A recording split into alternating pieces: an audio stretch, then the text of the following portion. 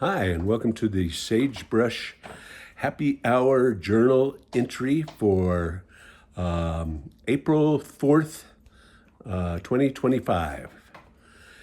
And so, a lot of people, when they think about somebody living off grid, is that they think that they're really independent. And there's kind of a level of independence, and that's for sure. Is that I don't pay a utility bill, but especially during the pandemic, it became really clear that there's a lot of things that come onto the property and that are basically imported, and when we're living out here, 30 miles from anything, from the nearest grocery store, is that you kind of really become aware of what comes into the house and what goes out of the house as trash and recycles and that sort of thing. And so, in thinking about it today, especially, I was thinking about some of the things that we get that are imported here. And so on the food front, is that probably one of the things that I would really miss come the apocalypse would be bacon. And we get our bacon. It's from Kroger, and it's the Simple Truth brand, which is their kind of organic or more natural brand. And we get an uncured, thick sliced bacon that comes from Canada. And so some of the other things that we eat and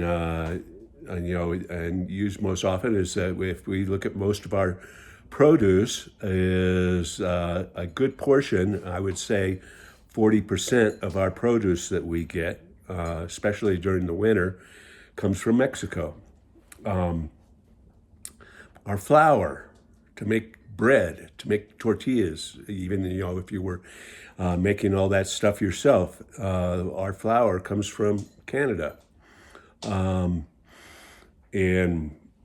beer, my favorite beers, two favorite beers. One of them comes from Denmark, and the other comes from Mexico. So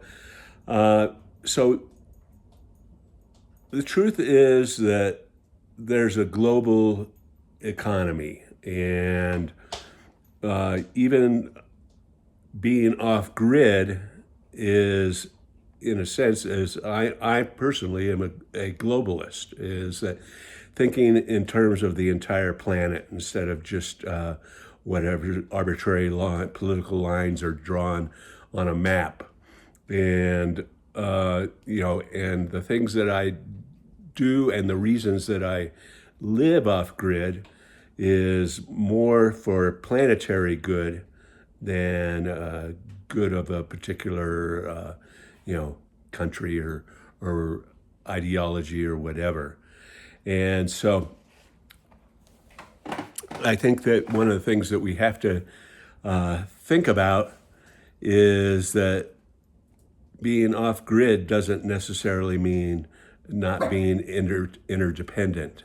And I think that there are some people that want to be off grid because they want to be independent in the sense that they don't depend on anything or anybody, and they kind of live in this myth of the kind of the prepper survivalist myth that somehow they're going to survive the apocalypse while the rest of civilization falls apart. I apologize. I had to give Pete a treat for finishing his supper. So anyway, to sum up really quickly, is that I think that that it's a good thing that we embrace our neighbors, and that and I, for one, have no problem with buying products from Canada or Mexico. And so That's my 2 cents from the Mesa. Cheers, everybody, with my Mexican beer.